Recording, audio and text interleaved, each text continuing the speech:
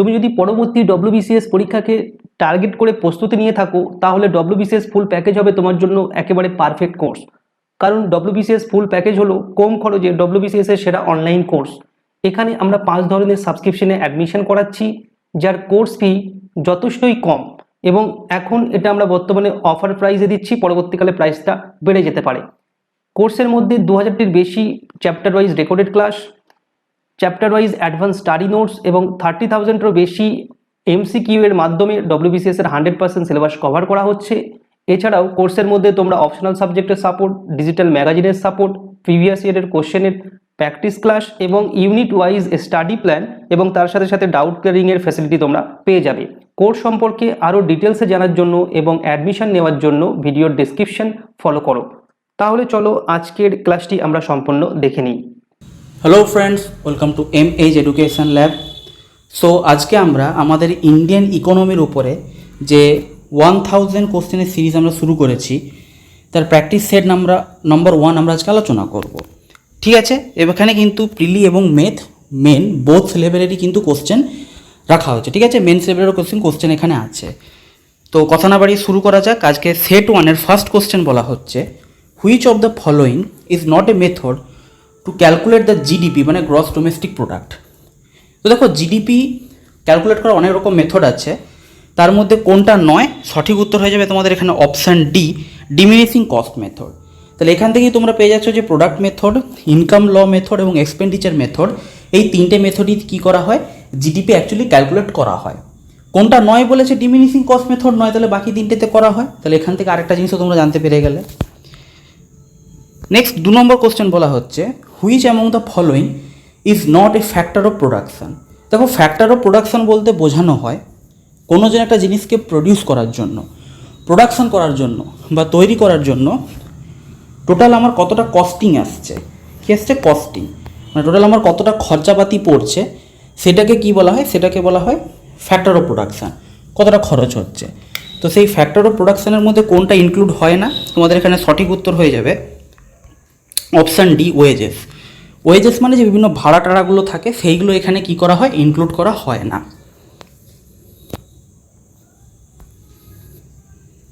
কেন এবার তোমরা বলবে? দেখো, ভাড়াগুলোকে এর মধ্যে ইনক্লুড করা হয় না, তার কারণ এই যে বিভিন্ন ভাড়া টাড়াগুলো থাকে, সেগুলো তোমরা কিছুটা বলতে পারো এই দেখো, কোথাও ধরো তোমার ঘরটর ভাড়া নিচ্ছ, সেটা তোমার কোথায় ঢুকে যাবে? ক্যাপিটালের মধ্যে, মানে টোটাল কতটা তুমি ক্যাপিটাল ইনভেস্ট করছো সেটা ওই ঘর ভাড়াটার মধ্যে ইনক্লুড হয়ে যাবে। আর ওয়েজেস ইন দ্য সেন্স তুমি কাউকে দিয়ে কাজ করাচ্ছ, তার যে ভাড়া সেটা তোমার লেবারের মধ্যে ঢুকে যাবে। তাই ওয়েজেসটাকে আলাদা করে কোনো ফ্যাক্টর হিসেবে এখানে ইনক্লুড করা হয় না, এটা অলরেডি ইনক্লুডেড থাকে কস্টের মধ্যে। নেক্সট 3 নম্বর কোশ্চেন বলা হচ্ছে, in India planned economy is based on. Indian economy কিসের উপর, কোন ধরনের সিস্টেমের উপর বেস? তোমরা এটা সকলেই জানো, এটা খুব কমন কোশ্চেন। সঠিক উত্তর হবে কি? সঠিক উত্তর হবে অপশান ডি, সেটা হচ্ছে মিক্সড ইকোনমি। ঠিক আছে, মিক্সড ইকোনমি মানে কি? মিক্সড ইকোনমি মানে হচ্ছে যেখানে পাবলিক এবং প্রাইভেট এন্টারপ্রাইজ কোএক্সিস্ট করবে, মানে গভর্নমেন্ট সেক্টরও থাকবে, প্রাইভেট সেক্টরও থাকবে। গভর্নমেন্ট হচ্ছে পাবলিক সেক্টর, আমাদের ইন্ডিয়াতে তাই হয়, গভর্নমেন্ট সেক্টরও আছে, প্রাইভেট সেক্টরও আছে। সোশিয়ালিস্টে কি হয় বলো তো? সোশিয়ালিস্টে হচ্ছে, সোশিয়ালিস্টে কী হয়? সোশিয়ালিস্ট মানে হচ্ছে পুরোপুরিভাবে তোমরা বলতে পারো গভর্নমেন্টের অধীন, মানে সবাইকে সমানভাবে বন্টন করা হবে, সবার সমান অধিকার থাকবে। ক্যাপিটালিস্ট মানে আবার গভর্নমেন্ট কোনো ইন্টারফেয়ার করবে না, পুরোপুরি কোম্পানির হাতে। ক্যাপিটালিস্ট মানে হচ্ছে যে যত বড় টাকা তোলো, এই টাইপের ব্যাপারটা, যেটা কিছুটা ক্যাপিটালিস্ট ইকোনমি কিছুটা চলে তোমার ইউএসএতে দেখবে, ওই জন্য ইউএসএতে ক্যাপিটালিস্ট ইকোনমি চলে। তুমি দেখবে তো ইউএসএতে কিন্তু গভর্নমেন্ট সার্ভিস এই জিনিসটা সেরকমভাবে কিছু নেই ওখানে, ওই জন্য ওইখানে অত সব জিনিসের দাম বেশি, কারণ গভর্নমেন্ট তো কোনো বিষয় ইনভলভই নেই, গভর্নমেন্ট কোনো বিষয়ে কোনো ভর্তুকি দেয় না, কোনো সাবসিডি দেয় না, কিছু না। ওই জন্য ওখানে শিক্ষা বলো, তোমার ট্রিটমেন্ট বলো, যে কোনো জিনিসের খরচ অনেক বেশি। ঠিক আছে, ওখানে গভর্নমেন্ট সেরকমভাবে ইনভলভ থাকে না। কিন্তু আমাদের ইন্ডিয়াতে কি হয়? ইন্ডিয়াতে থাকে হচ্ছে আমাদের মিক্সড ইকোনমি, যেখানে সবাই থাকে। তবে অবভিয়াসলি এখানে একটা জিনিস আমাদের মাথায় রাখতে হবে, যে প্রাইভেট সেক্টরকে একটা এখানে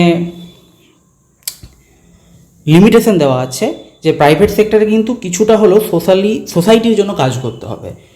মানে তুমি পুরোপুরি হচ্ছে টাকা কামাবো সেটা করলে হবে না, তোমাকে কিছু কিছু ক্ষেত্রে টাকা পয়সা একটু কম করতে হবে, কিছু কনসিডারেশন করতে হবে, সাধারণ মানুষের উপকারের জন্য, চ্যারিটির জন্য কাজ করতে হবে, সেই জিনিসটা এখানে দেওয়া হয়েছে। এবং আরেকটা জিনিসও হচ্ছে প্রাইভেট এন্টারপ্রাইজকে কিন্তু সমস্ত সেক্টরে অ্যালাউ করা হয় না। একটা বড় এক্সাম্পল হচ্ছে ইলেকট্রিসিটি।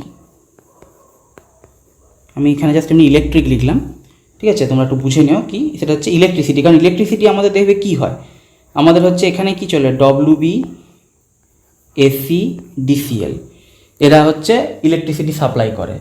এই যে তার ফার থাকে ইলেকট্রিসিটি, সেটা কে কে করে, WB, AC, TCL, West Bengal state electricity transport corporation limited. এরকমভাবে ডব্লিউবি, ডিসিএল আছে। কলকাতার দিকে ওদের বোধহয় আমার এই মুহূর্তে মনে নেই, ওদের ওখানে ক্যালকাটা ইলেকট্রিসিটি বোর্ডের কোন টাইপের কিছু আছে। তো এই সব ক্ষেত্রে কিন্তু প্রাইভেট নেই। তুমি কখনো শুনেছো tata electric, Reliance electric, Adani electric শুনেছো কি কখনো যে এরা কারেন্ট সাপ্লাই দিচ্ছেন না? তো কিছু কিছু সেক্টরে কি করা হয়, প্রাইভেট কোম্পানিকে ইন্টারফেয়ার করতে দেওয়া হয় না, কিছু কিছু লিমিটেশনস থাকে। এটাই হচ্ছে আমার মিক্সড ইকোনমি সিস্টেমের কনসেপ্ট, যেটা ইন্ডিয়াতে চলে। নেক্সট 4 নম্বর বলা হচ্ছে Indian economy has witnessed highest growth rate in GDP in the year. Indian ইকোনমিতে হাইয়েস্ট গ্রোথ রেট জিডিপির কোন বছর দেখা গিয়েছিল? সঠিক উত্তর হচ্ছে আমাদের অপশান ডি, 2006 সাল। কত? 7.7%, এখন অবধি হাইয়েস্ট গ্রোথ।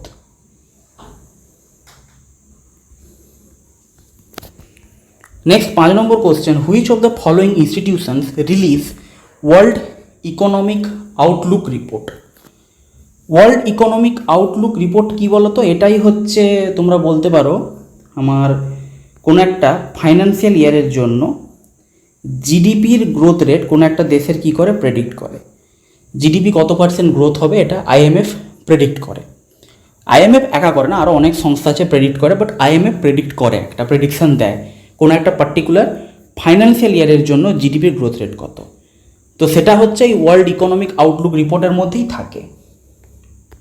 এটা কে করে বলে দিলাম, IMF, international monetary fund. 6 number question, the government introduced an agricultural strategy which gave rise to green revolution in India under the plan. এখানে কোশ্চেনটা একটু ভালো করে বুঝবে, কোশ্চেন একটু কনসেপ্টে জায়গা আছে। কি বলা হচ্ছে, কোন 5 ইয়ার প্ল্যানে গভর্নমেন্ট কী করেছিল, এমন একটা স্ট্র্যাটেজি ইন্ট্রোডিউস করেছিল যেটা কি বলেছিল, gave rise to green revolution. Green রেভলিউশনটা কিন্তু হতে সাহায্য করেছিল, সেটাকে third 5 year plan. Third 5 year plan কিছু স্ট্র্যাটেজি নিয়েছিল যেটা আমাদের গ্রিন রেভলিউশন হতে সাহায্য করেছিল। থার্ড 5 ইয়ার প্ল্যানে কিন্তু গ্রিন রেভলিউশন হয়নি, কারণ থার্ড 5 ইয়ার প্ল্যান ইটসেলফ একটা ফেলিওর ছিল, যে কারণে তারপরে কি এসে গিয়েছিল, তারপরে এসে গিয়েছিল প্ল্যান হলিডে। প্ল্যান হলিডে এসে গিয়েছিল। এই সময় কী হয়েছিল, 3 বছর 3 ইয়ার্স হচ্ছে পরপর 3টে অ্যানুয়াল প্ল্যান এসেছিলো, প্ল্যান হলিডে এসে গিয়েছিল, কারণ থার্ড প্ল্যান হচ্ছে অনেক রকমভাবে ফেল করে গিয়েছিল। তো সেই অ্যানুয়াল প্ল্যানের মধ্যেই আমাদের হচ্ছে গ্রিন রেভলিউশনটা অ্যাকচুয়ালি এসেছিল। তো মনে থাকবে এটা, এখানে ওই জন্য বলা হয়েছে কি যে introduce an agricultural strategy which gave rise to green revolution. এই থার্ড 5 ইয়ার প্ল্যানে একটা স্ট্র্যাটেজি দেওয়া হয়েছিল যেটা গ্রিন রেভলিউশন হতে সাহায্য করেছিল, বাট থার্ড 5 ইয়ার প্ল্যানে কিন্তু গ্রিন রেভলিউশন হয়নি, কারণ থার্ড 5 ইয়ার প্ল্যান ইটসেলফ একটা ফেলিওর ছিল। 7 নম্বর question, in which year Bombay plan was launched by some industrialist. Bombay plan কোন বছর লঞ্চ করা হয়েছিল? বোম্বে প্ল্যান লঞ্চ করা হয়েছিল অপশান সি, তোমাদের এখানে সঠিক উত্তর হয়ে যাবে 1944। বোম্বে প্ল্যানে কি হয়েছিল, বোম্বে প্ল্যান হচ্ছে সেই সময়ের আমাদের যত বড় বড় ইন্ডাস্ট্রিয়ালিস্ট ছিলেন, যেমন এখানে দেখো বলা হয়েছে এই যে জাহাঙ্গীর রতনজি দাদাভাই টাটা, ঘনশ্যাম দাস বিড়লা, তারপর হচ্ছে এই যে তোমার আদ্রেসির দালাল শ্রীরাম, তারপর হচ্ছে কস্তুরভাই লাল ভাই, এরকম অনেকে ছিলেন। টোটাল কতজন ছিলেন? টোটাল 8 জন লিডিং ইন্ডাস্ট্রিয়ালিস্ট ছিলেন। এনারা বলতে পারো কি আমাদের ইন্ডিয়ার হচ্ছে পায়োনিয়ার ইন্ডাস্ট্রিয়ালিস্ট, মানে এরাই হচ্ছে ইন্ডিয়াতে প্রথম এই প্রাইভেট সেক্টরের কনসেপ্ট নিয়ে এসেছিল। এরাই প্রথম বলেছিল এই বোম্বে প্ল্যানে যে আমাদের ইন্ডিয়াতে কিন্তু যে কোনো জিনিসে গভর্নমেন্টের সঙ্গে সঙ্গে প্রাইভেট সেক্টরেরও ইনভলভমেন্ট বা প্রাইভেট সেক্টরের ইনভেস্টমেন্ট দরকার। এনারাই প্রথম বলেছিলেন এবং এই 8জন লিডিং ইন্ডাস্ট্রিয়ালিস্ট কিন্তু এখানে ইনভেস্টমেন্ট করতে শুরু করেছিলেন। সেই কারণে এরা আজকে, এদের মধ্যে অনেকেই আছে যারা আজকে খুব বড় বড় ইন্ডাস্ট্রিয়ালিস্ট হয়েছিলেন। তো এটাই কী ছিল, এটাই ছিল হচ্ছে বোম্বে প্ল্যান, সেটা এসেছিল 1944-এ।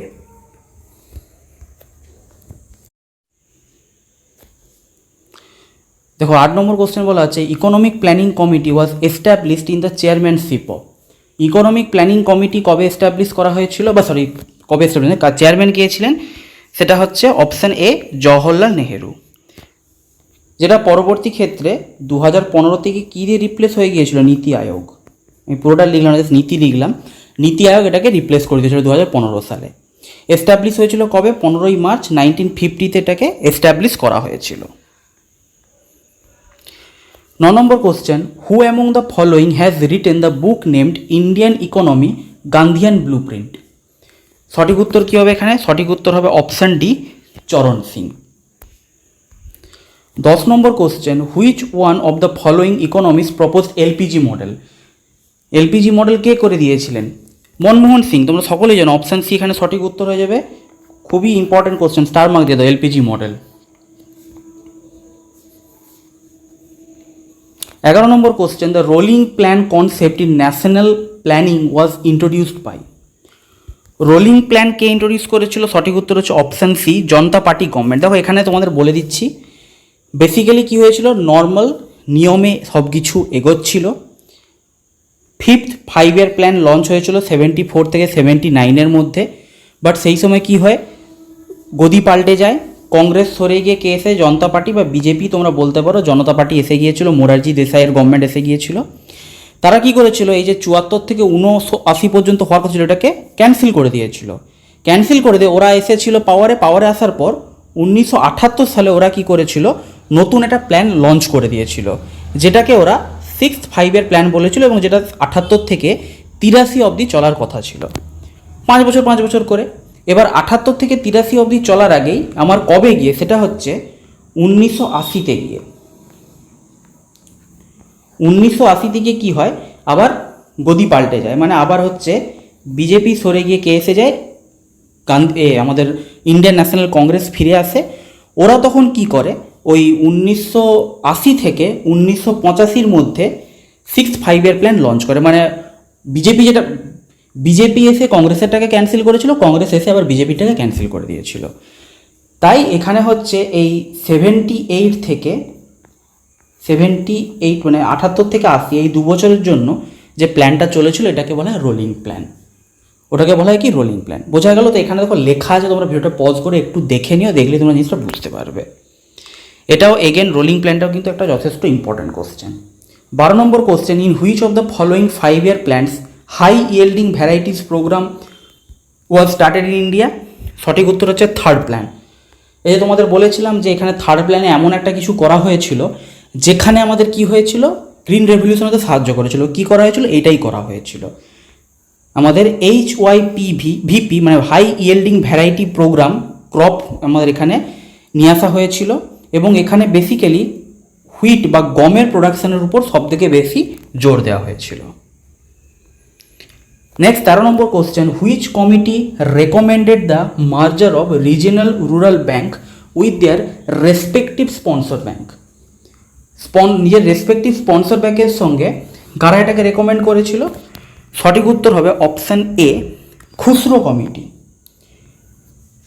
এগ্রিকালচারাল ক্রেডিট রিভিউ কমিটি এবং খুসরো কমিটি 1989-এ কী বলেছিল, যে আমার রিজিনাল রুরাল ব্যাঙ্ক, যেগুলোকে RRB বলা হয়, তার সঙ্গে তার স্পন্সর ব্যাঙ্কগুলোকে মার্জ করে দেওয়া উচিত, যাতে রিজিনাল রুরাল ব্যাঙ্কের কী হয়, কোনো রকম কোনো ফান্ডিংয়ে প্রবলেম না হয়। কারণ রিজিনাল রুরাল ব্যাঙ্ক ইটসেলফ খুব ছোট একটা, মানে কী বলবো, প্রতিষ্ঠান। তো কে করেছে, সেটা হচ্ছে খুসরো কমিটি। 14 নম্বর question, economic planning is in. Economic planning কোন লিস্টের মধ্যে আসে? Option C, concurrent list. 15 নম্বর question, which of the following institution release the world economic outlook report. এটা তোমরা অলরেডি জানো, option C, international monetary fund. 16 নম্বর কোশ্চেন, গ্যাডগিল যোজনা বলা হয় কোন প্ল্যানটাকে? এটাও কই 35-year প্ল্যান। কারণ সেই সময় আমাদের প্ল্যানিং কমিশনের যিনি চেয়ারম্যান ছিলেন, ডেপুটি চেয়ারম্যান ছিলেন, ওনার নাম কি ছিল? Doctor DR Gadgil. তো ওনার নাম অনুযায়ী এটাকে কি বলা হয়েছিল, গ্যাডগিল যোজনা বলা হতো। 17 নম্বর কোশ্চেন, ভারত নির্মাণ scheme of the UPA government does not include. UPA গভর্নমেন্টের ভারত নির্মাণ স্কিম কিসের আন্ডার আছে? ইউপিএ গভর্নমেন্ট মানে ওই কংগ্রেস, এখন কি আছে বিজেপি। বিজেপি কি? বিজেপি হচ্ছে এনডিএ গভর্নমেন্ট,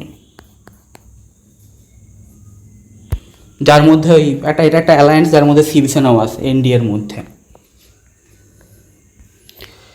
তো এখানে কি কি ছিল দেখো, এখানে অপশান ডি সঠিক উত্তর, সর্বশিক্ষা অভিযান এর মধ্যে আসে না। তো অ্যাকচুয়ালি কি কি ছিল সেটা একটু দেখে নাও। ইরিগেশন রোড প্রধানমন্ত্রী গ্রাম সড়ক যোজনা, housing Indira Awas Yojana, water supply national rural drinking water programme, electrification Rajiv Gandhi Grameen Vidyutikaran যোজনা এবং টেলিকমিউনিকেশন কানেক্টিভিটি। এতগুলো জিনিস এর মধ্যে আসে। কিসের মধ্যে? সেটা হচ্ছে ভারত নির্মাণ স্কিমের মধ্যে, কিন্তু আমাদের সর্বশিক্ষা অভিযান এর মধ্যে আসে না। তাহলে কি কি? প্রধানমন্ত্রী গ্রাম সড়ক Yojana, Indira Awas, national rural drinking water, Rajiv Gandhi বিদ্যুতীকরণ আর telecommunication. Next 18 number question, the major emphasis on the first 5-year plan of India was. সবসময় প্রত্যেকটা 5-year প্ল্যানের মেজর অবজেক্টিভগুলো মনে রাখবে, পরীক্ষায় আসে। প্রথম প্ল্যানে ছিল এগ্রিকালচার, সেকেন্ড প্ল্যানে ছিল ইন্ডাস্ট্রি, র্যাপিড ইন্ডাস্ট্রিয়ালাইজেশন, তার মধ্যে হেভি ইন্ডাস্ট্রির উপর জোর দেওয়া হয়েছিল। থার্ডে কী ছিল? Industry plus agriculture. তারপর 4th 5th 6th পরপর দেবে, সব এখানে বলা সম্ভব না। এভাবে পরপর প্রত্যেকটার ক্ষেত্রে কিন্তু তোমাকে কি করতে হবে, অতি অবশ্যই অবজেক্টিভগুলো মাথায় রাখতে হবে। তবে এটুকু দেখবে তোমরা ভালো করে মিলিয়ে যে থ্রু আউট দ্য সমস্ত 5-year plan, through out all the 5-year plans industry এবং এগ্রিকালচার কিন্তু আছে। ইন্ডাস্ট্রি এবং এগ্রিকালচারকে কখনোই বাদ দেওয়া হয়নি, কারণ আমাদের ইন্ডিয়ার এগ্রিকালচার হচ্ছে ব্যাকবোন, ইন্ডাস্ট্রিও দরকার, কারণ এটা গ্রোয়িং ইকোনমি। তো এই দুটো সবসময়ই ছিল। সঠিক উত্তর হয়ে যাচ্ছে অপশান ই।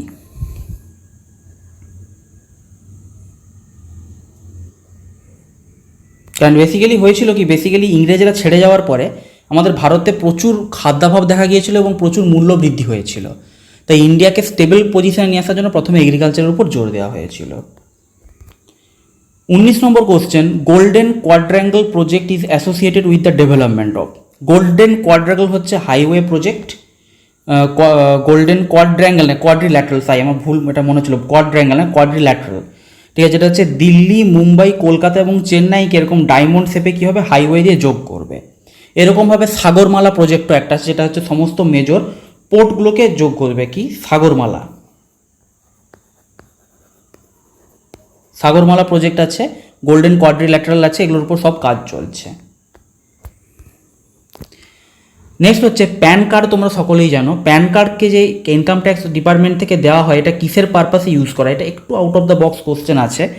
সঠিক উত্তর হবে option A, proof of address. এটাকে শুধুমাত্র can't be used proof of address হিসেবে ইউজ করা যায় না, বাকি আইডেন্টিটি হিসেবে, রেজিস্টার্ড ট্যাক্স পেয়ার হিসেবে এবং ডেট অফ বার্থ হিসেবে ইউজ করা হয়। ঠিক আছে, তোমরা দেখবে অনেক স্টুডেন্ট থাকে, আমি নিজেও যখন পরীক্ষা দিতে যেতাম, আমি হচ্ছে আধার কার্ড, অত বড় আধার কার্ড কে নিয়ে যাবে, আধার কার্ড সে লম্বা হয়, কে নিয়ে যাবে, প্যান কার্ডই নিয়ে যেতাম, প্যান কার্ড দেখিয়ে দিতাম আইডি প্রুফ হিসেবে। এর নাম হচ্ছে, ফুল ফর্ম হচ্ছে পার্মানেন্ট অ্যাকাউন্ট নাম্বার। নেক্সট 21 নম্বর question, which sector contributes the most income to India's economy. ইন্ডিয়ার ইকোনমিতে সবথেকে বেশি ইনকাম কে জেনারেট করে, কোন সেক্টর? সঠিক উত্তর হচ্ছে option C, tertiary sector. Tertiary sector কি? Service sector, real estate, hotel, restaurant, telecommunication etcetera. Primary sector কোনটা? প্রাইমারি সেক্টর হচ্ছে একদম এগ্রিকালচার, মানে যেটা চাষবাস করে যেটা আসে।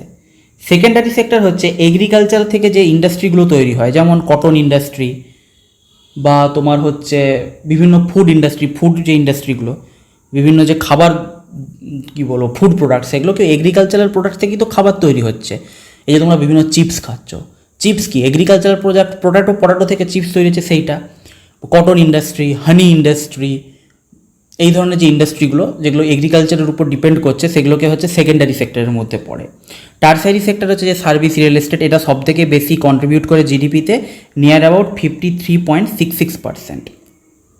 সেকেন্ডারি সেক্টর কত করে? 31% জিডিপিতে। সব থেকে কম করে প্রাইমারি সেক্টর, যেটা এগ্রিকালচার। 22 নম্বর question, the total amount of income from economic activities across the country in a year called. বিভিন্ন ইকোনমিক অ্যাক্টিভিটি থেকে টোটাল যে ইনকামটা জেনারেট হয় সেটাকে কি বলা হয়? সেটাকে বলা হয় option B, national income. Economic activity মানে যে কোনো জায়গায় তুমি ধরো ইনকাম ট্যাক্স দিচ্ছ, বা তুমি কিছু কোথাও হচ্ছে তোমার কি বলো কোনো কিছু এই জিএসটি, বিভিন্ন বিষয়ে তুমি যে জিএসটি দিচ্ছ, এটা ওয়ান টাইপ অফ ট্যাক্স। কোনো কিছু তুমি বাইরে থেকে তুমি নিয়ে আসাচ্ছ, ইম্পোর্ট করাচ্ছ, সেখানে গভর্নমেন্ট ট্যাক্স নিচ্ছে, import duty, excise duty tax, সেইটা। তুমি ধরো ট্রেন ইউজ করছো, বা আমাদের গভর্নমেন্টের যে বাস ইউজ করছো, মানে কি গভর্নমেন্টের সার্ভিসগুলো ইউজ করছো, সেখানে তুমি যে টাকা দিচ্ছ সেই টাকাতেই কিছু পরিমাণ টাকা রেভিনিউ হিসেবে গভর্নমেন্টের কাছে যাচ্ছে। এই সমস্ত কিছু নিয়ে যে পুরো ইনকামটা হয় সেটাকে বলা হয় কি national income. 23 number question, which of the following statement is correct. দেখো এখানে এই জায়গাটা তোমরা একটু জাস্ট মনে রাখো, এটা তোমরা আমার ইউটিউবে ক্লাস দেখতে পারো, আমি একটা ক্লাস দিয়েছিলাম জিডিপি, জিএনপি, নমিনাল জিডিপি কি, রিয়েল জিডিপি কি, এটার উপর একটা ক্লাস দিয়েছিলাম, সেটা দেখলে তোমরা জিনিসটা ভালো বুঝতে পারবে। সঠিক উত্তর হচ্ছে এখানে option A, GDP at factor cost is equals to net value addition plus depreciation. এটা এখানে সব অবভিয়াসলি এইটুকু টাইমের মধ্যে বোঝানো পসিবল নয়। 23 নম্বর করে 24 number question, which statement is correct for nominal GDP. দুটো থাকে, একটা হচ্ছে নমিনাল জিডিপি, একটা হচ্ছে রিয়েল জিডিপি। তো তার মধ্যে এটাও আমি তোমাদের এই ক্লাসে বলে দিয়েছিলাম, সবসময় মনে রাখবে কি যে nominal GDP calculated on the basis of current price, মানে 2022, তো 2022-এর প্রাইস রেট কত তার উপর ডিপেন্ড করে জিডিপি ক্যালকুলেট হবে। While real GDP is calculated on the base year of the price. বর্তমানে বর্তমানে আমাদের বেস ইয়ার কত আছে? বর্তমানে আমাদের বেস ইয়ার এখনও সেই 2011-12তেই পড়ে আছে। এটাকে অনেকবার ট্রাই করা হয়েছে সরিয়ে 15-17-তে নিয়ে আসার বা 21-22-এ নিয়ে আসার, বাট এখনও অবধি কোনো রকম কোনো চেঞ্জেস হয়নি। ঠিক আছে, তো এই জিনিসটা তোমাদের মনে রাখবে। এখানে সঠিক উত্তর কী হবে? Option C. কারণ এখানে দেখো কী বলা হয়েছে যে option only one, nominal GDP is calculated based on current prices. 2 নম্বরে যেটা বলা হয়েছে nominal GDP calculated based on base prices, একদমই না। বেস প্রাইসের উপর ডিপেন্ড করে তৈরি করা হয় কি রিয়েল জিডিপি। তাই রিয়েল জিডিপিকে নমিনাল জিডিপির তুলনায় বেশি রিলায়েবল মনে করা হয়। এটাও আমি ওই ক্লাসটাতে বলে বুঝিয়ে দিয়েছি নিউমেরিক্যাল এক্সাম্পল। তো ওই ক্লাসটা তোমরা ইউটিউবে সার্চ করবে, আমার দেখবে জিডিপি, জিএনপি, এগুলো কি, এনএনপি, এনডিপি কি, এগুলো সব আমি তোমাদের বুঝিয়েছি ওই ক্লাসে। 25 number question, what is the size of India's economy at present on a nominal GDP basis. আমাদের বর্তমানে ইন্ডিয়ান ইকোনমির সাইজ কত নমিনাল জিডিপি বেসিসে বলা হয়েছে। সঠিক উত্তর হচ্ছে অপশান সি, সেটা হচ্ছে $3.05 ট্রিলিয়ন।